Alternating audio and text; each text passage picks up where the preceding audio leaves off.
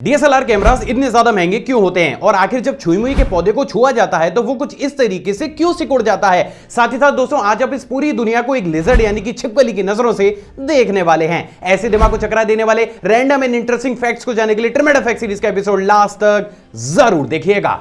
Fact number 15। दोस्तों इस video clip को देखिए जहां पर जैसे ही एक स्टील वूल को जलाया जाता है उसका वेट अपने आप ही कुछ इस तरीके से बढ़ने लगता है। लेकिन आखिर एक स्टील वूल का जलने से वेट कैसे बढ़ सकता है नहीं पता, तो चलिए आज इसके पीछे की साइंस से भी पर्दा हटा ही देते हैं। असल में दोस्तों किसी भी स्टील वूल में बहुत बड़ी तादाद में आयरन होता है। अब जब भी किसी भी स्टील वूल को जलाया जाता है तो उसके अंदर मौजूद आयरन हवा में मौजूद ऑक्सीजन के साथ रिएक्ट करना शुरू कर देता है, जिसकी वजह से उस आयरन का काफी तेज स्पीड के साथ ऑक्सीडेशन होता है और वो रस्ट में कन्वर्ट होना शुरू हो जाता है। अब दोस्तों जैसे कि मैंने अभी आपको बताया था कि किसी भी स्टील वूल के अंदर बहुत बड़ी तादाद में आयरन होता है, तो जब ये आयरन किसी भी ऑक्सीजन के साथ रिएक्ट करके जलता है तो ये ऑक्सीजन के मॉलिक्यूल्स को भी बॉन्ड के थ्रू अपने से ही अटैच कर लेता है, जिसकी वजह से ऑक्सीजन के मॉलिक्यूल्स का मास जली हुई वूल की रस्ट के साथ मिल जाता है। परिणाम स्वरूप जितनी ऑक्सीजन आयरन अपने साथ बॉन्ड बनाकर कैप्चर कर लेता है उसका वेट भी स्टील वूल में ऐड होता चला जाता है। And in the last steel wool का वेट कुछ इस तरीके से अपने आप ही बढ़ता हुआ चला जाता है। तो आप ये कह सकते हैं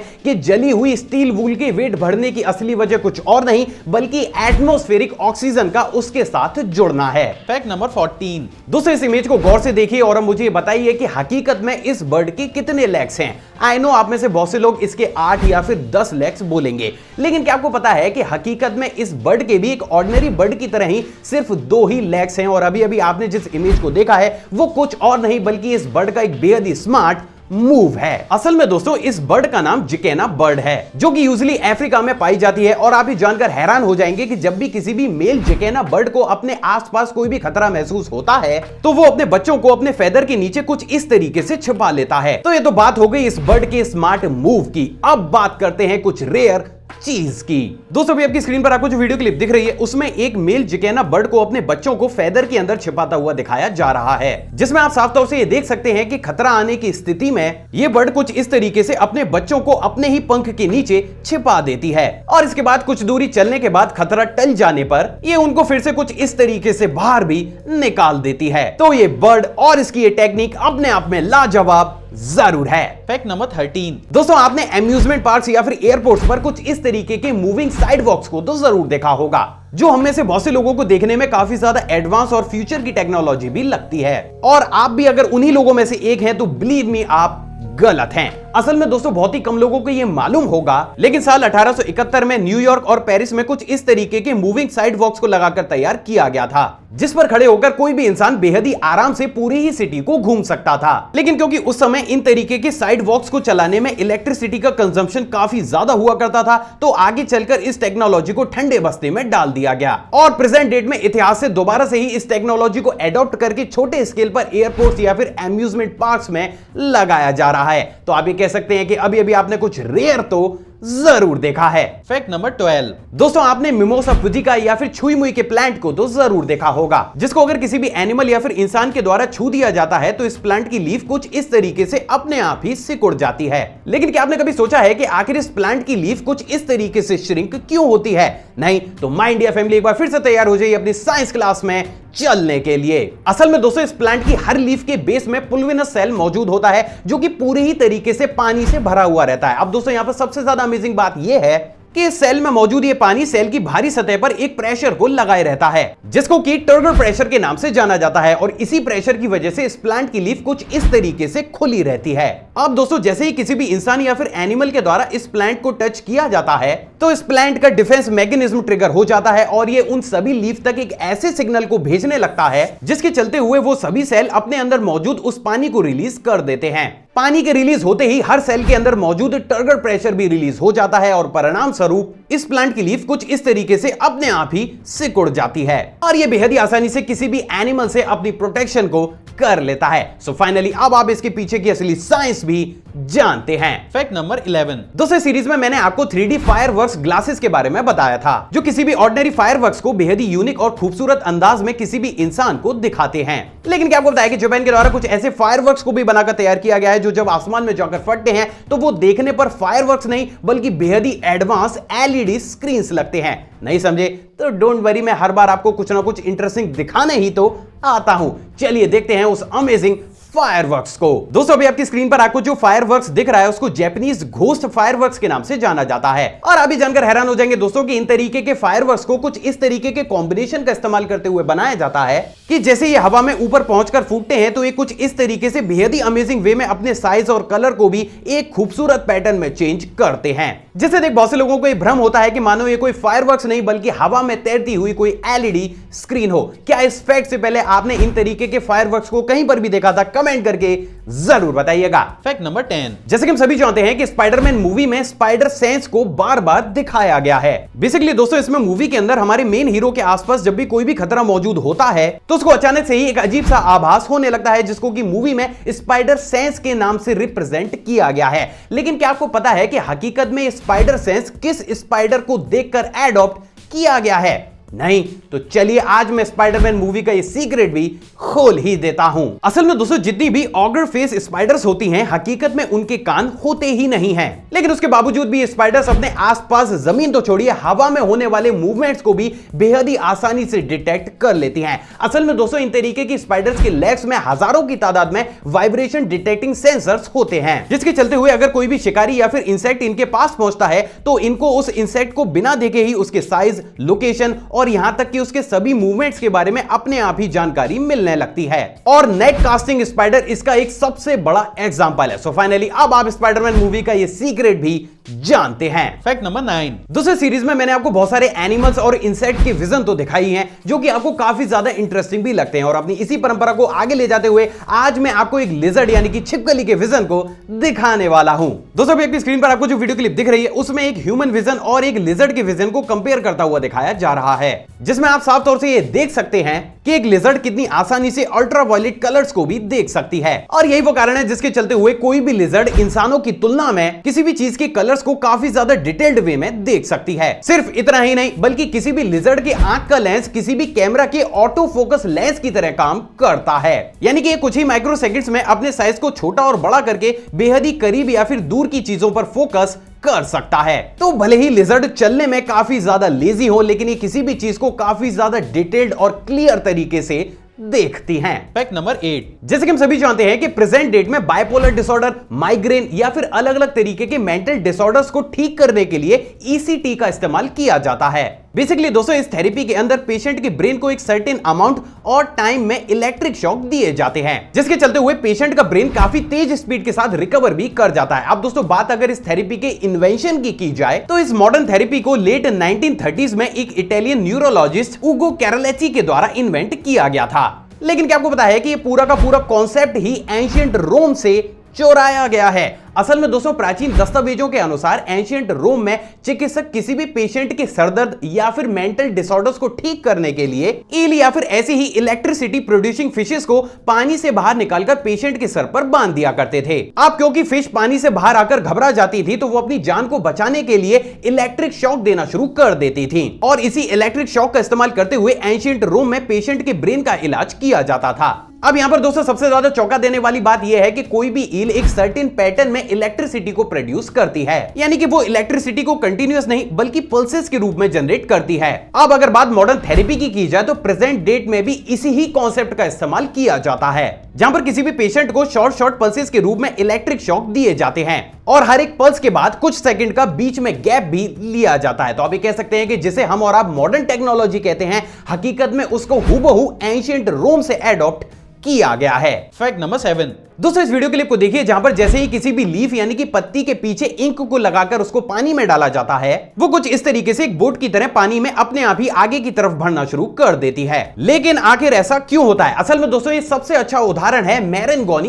इफेक्ट का। असल में दोस्तों हर एक लिक्विड का सरफेस टेंशन अलग अलग होता है। जैसे कि बात अगर पानी की ड्रॉप्स और सोप की ड्रॉप्स की जाए तो उस कंडीशन में पानी की बूंदों का सरफेस टेंशन सोप की बूंद की तुलना में काफी ज्यादा होता है, और यही वो कारण है जिसके चलते हुए पानी की ड्रॉप पर तनाव ज्यादा लगता है और पानी के मॉलिक्यूल्स उस ड्रॉप को कम से कम एरिया में कंट्रैक्ट रखने की कोशिश करते हैं। तो वहीं दोस्तों बात अगर सोप ड्रॉप की जाए तो उसका सरफेस टेंशन काफी कम होता है, जिसकी वजह से उस ड्रॉप पर तनाव भी कम लगता है और यही वो कारण है जिसकी वजह से वो अपने एरिया को काफी छोटा नहीं कर पाती है। अब दोस्तों बात अगर इस वीडियो क्लिप की जाए तो यहां पर दो लिक्विड आपस में मिलते हैं, पहला वाटर और दूसरा इंक। बात अगर इंक के सरफेस टेंशन की जाए तो इंक का सरफेस टेंशन पानी की तुलना में काफी ज्यादा कम होता है। अब जैसे इंक पानी के कांटेक्ट में आती है और क्योंकि पानी का सरफेस टेंशन इंक की तुलना में काफी ज्यादा होता है तो वो इंक पर एक कॉन्ट्रैक्शन फोर्स लगाना शुरू कर देता है। साधारण शब्दों में यहां पर पानी इंक को कॉन्ट्रैक्ट करके उसको छोटे एरिया में सिकोड़ने के लिए उसके ऊपर एक फोर्स को लगाना शुरू कर देता है और यही फोर्स इस इंक को आगे की तरफ धकेलना शुरू कर देता है। अब क्योंकि उस इंक को एक लीफ के पीछे लगाया जाता है तो वो लीफ को भी कुछ इस तरीके से पानी में आगे की तरफ धकेलना शुरू कर देती है। तो अब ये कह सकते हैं कि ये कुछ और नहीं बल्कि दो अलग अलग सरफेस टेंशन वाले लिक्विड का करिश्मा है। Fact number 6। दोस्तों सीरीज में मैंने आपको बेहद ही यूनिक स्पोर्ट्स तो दिखाए हैं और अपनी इसी परंपरा को आगे ले जाते हुए आज मैं आपको जापान में खेला जाने वाला जापानीज पोल टॉपलिंग गेम को दिखाने वाला हूं। असल में दोस्तों इस गेम को बोताओशी के नाम से भी जाना जाता है, जैसे कि साल 1945 में जापानीज मिलिट्री के लिए एक्सरसाइज के तर्ज पर डेवलप किया गया था। लेकिन आगे चलकर ये स्पोर्ट इतना ज्यादा फेमस हुआ कि प्रेजेंट डेट में जापान में ये स्पोर्ट काफी बड़े स्केल पर खेला जाता है। असल में दोस्तों इस स्पोर्ट्स में दो टीम्स होती हैं जिनमें 150 प्लेयर्स होते हैं जिनको की 75 के स्लॉट्स में बांटा जाता है। अब इन दोनों ही टीम्स में से एक एक प्लेयर पोल के ऊपर बैठता है जबकि बाकी के उसी की टीम के 74 प्लेयर्स पोल के नीचे उसे डिफेंड करते हैं। अब दूसरी टीम के प्लेयर्स को उन्हीं डिफेंडर्स का सामना करते हुए पोल के ऊपर बैठे हुए इंसान को पोल से नीचे गिराना होता है या फिर उस पोल को 45 डिग्री तक हॉरिजॉन्टल बेंड करना होता है। एंड दोनों ही टीम्स में से जो पहले इस काम को कर लेती है वो इस गेम की अल्टीमेट विनर भी कहलाती है। अब इस वीडियो को पॉज करके आप कमेंट करके जरूर बताइएगा कि कौन कौन इस वीडियो के खत्म होने के बाद इस स्पोर्ट को अपने घर पर ट्राई करने वाला है। Fact number 5। क्या आपको पता है कि ब्रिटिश गवर्नमेंट के कैबिनेट ऑफिस में चीफ माउजर नाम का भी एक पद होता है और उस पद पर बैठने वाले का काम ऑफिस में आए मेहमानों का अभिनंदन करना, सुरक्षा का निरीक्षण करना और उनके सोने के लिए अच्छे फर्नीचर का टेस्ट करना होता है। बेसिकली आप ये कह सकते हैं कि इस पद पर बैठने वाला हर वो संभव प्रयास करता है जिसकी वजह से बाहर से आया हुआ गेस्ट खुश होकर ही वापस जाए। अरे एक बहुत इंपॉर्टेंट बात मैं आपको बताना भूल गया और वो ये है दोस्तों कि इस पद के लिए कभी भी किसी इंसान को नहीं बल्कि हर बार एक बिल्ली को चुना जाता है। असल में दोस्तों बहुत ही कम लोगों को ये मालूम होगा लेकिन ब्रिटिश गवर्नमेंट के इस पोस्ट के लिए हर बार एक रॉयल कैट को चुना जाता है। अब दोस्तों बात अगर प्रेजेंट टाइम की जाए तो इस समय लैरी नाम की बिल्ली वर्तमान में ब्रिटेन की चीफ माउजर है।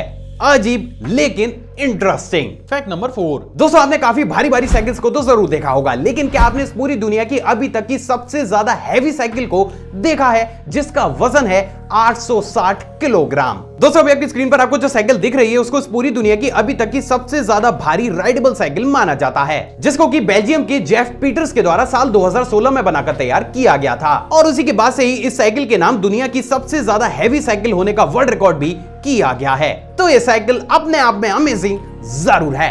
Fact number 3। जैसे कि हम सभी जानते हैं और बड़े बड़े डॉक्टर्स का भी ये कहना है कि अगर हम काफी ज्यादा खुश और हंसते रहते हैं तो हम बड़ी से बड़ी बीमारी से जल्दी रिकवर हो सकते हैं। लेकिन क्या हो कि अगर आपकी स्माइल ही आपकी बॉडी के लिए एक डिसऑर्डर बन जाए? नहीं समझे तो चलिए आज मैं आपको जापान लेकर चलता हूं।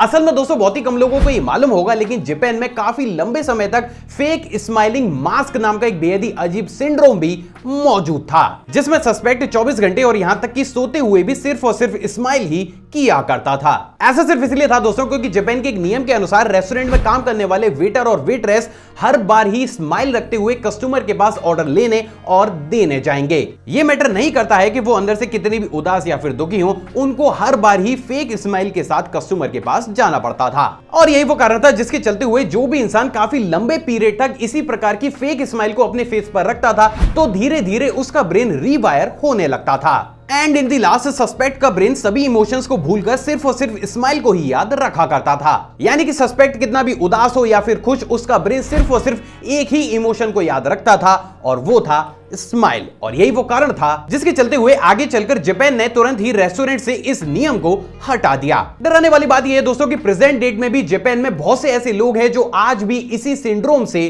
जूझ रहे हैं। Fact number 2।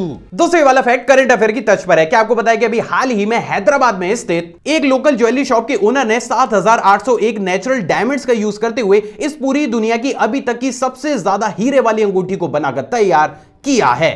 और यही वो कारण है जिसके चलते हुए इस अंगूठी का नाम गिनीज वर्ल्ड रिकॉर्ड में भी शुमार किया गया है। सच में इस देश में टैलेंट की कोई कमी नहीं है। फैक्ट नंबर 1, डीएसएलआर कैमरास इतने ज्यादा महंगे क्यों होते हैं? असल में दोस्तों ये प्रश्न आज का नहीं बल्कि साल 1986 से लोगों के बीच काफी ज्यादा पॉपुलर है, जब सबसे पहली बार जापानीज कंपनी निकॉन के द्वारा दुनिया का सबसे पहला कमर्शियल डीएसएलआर कैमरे के प्रोटोटाइप को इस पूरी दुनिया के सामने लाया गया था। अमेजिंग बात यह थी दोस्तों कि साल 1986 में इस कैमरे की कॉस्ट अप्रॉक्सीमेट 2,43,000 के आसपास थी, जो कि उस समय के हिसाब से काफी ज्यादा थी। अब दोस्तों बात अगर प्रेजेंट डेट की जाए तो आज की डेट में भी एक अच्छी क्वालिटी वाले एवरेज डीएसएलआर की कॉस्ट अप्रॉक्सीमेट 50,000 के आसपास होती है। लेकिन आखिर ऐसा इन कैमराज में क्या होता है जिसके चलते हुए शुरुआत से लेकर आज तक भी ये कैमराज एक ऑर्डिनरी कैमरा की तुलना में काफी ज्यादा महंगे होते हैं? असल में दोस्तों किसी भी डीएसएलआर को तीन चीजें काफी ज्यादा कॉस्टली बनाती हैं। पहला सेंसर्स, दूसरा प्रोसेसर और तीसरा उसका लेंस। असल में दोस्तों किसी भी डीएसएलआर के अंदर काफी ज्यादा एडवांस और हाई क्वालिटी सेंसर्स को इंस्टॉल किया जाता है ताकि वो कम से कम मेगापिक्सल्स में बेहतर से बेहतर फोटोग्राफ्स को क्लिक कर सकें। लेकिन दोस्तों इन तरीके के सेंसर्स को बनाना बिल्कुल भी आसान नहीं होता है। असल में दोस्तों डीएसएलआर कैमरास के साथ सबसे बड़ी प्रॉब्लम यह है कि इनके अंदर इंस्टॉल किए जाने वाले सेंसर्स का साइज ऑर्डिनरी कैमरा सेंसर की तुलना में काफी ज्यादा बड़ा होता है, क्योंकि इनको मिलियन ऑफ पिक्सल्स का इस्तेमाल करते हुए किसी भी इमेज को क्लिक करना पड़ता है। और यही वो कारण है जिसके चलते हुए इनकी बिल्ड क्वालिटी काफी ज्यादा हाई रखनी पड़ती है। प्लस एक डीएसएलआर के सेंसर को उसके इक्विपमेंट्स के हिसाब से मॉडिफाई करके डिजाइन करना होता है, जिसके चलते हुए बहुत बड़े स्केल पर रिसर्च करनी पड़ती है। और इन सभी रिसर्चेस और टेस्टिंग की कॉस्ट भी डीएसएलआर की कॉस्ट के साथ इंक्लूड की जाती है। And same thing goes with processor. अब दोस्तों बात अगर लेंस की जाए तो किसी भी डीएसएलआर की जान उसका लेंस होता है, जिसमें अलग अलग तरीके के लेंसेज को बिल्कुल सटीक दूरी और एंगल पर इंस्टॉल किया जाता है। अगर इन एंगल्स के लेंस या फिर दूरी में 0.1% का भी फर्क होता है तो डीएसएलआर कभी भी क्लियर इमेज को क्लिक कर ही नहीं सकता, जिसके चलते हुए किसी भी डीएसएलआर के लेंस को डेवलप करने में काफी सालों की टेस्टिंग लगती है।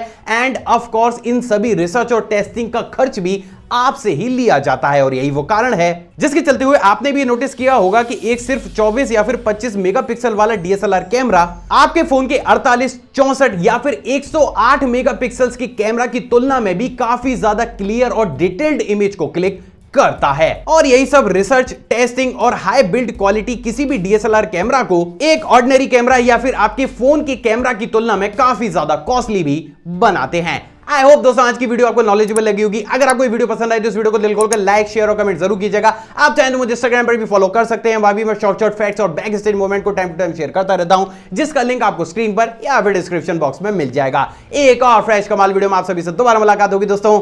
जय हिंद।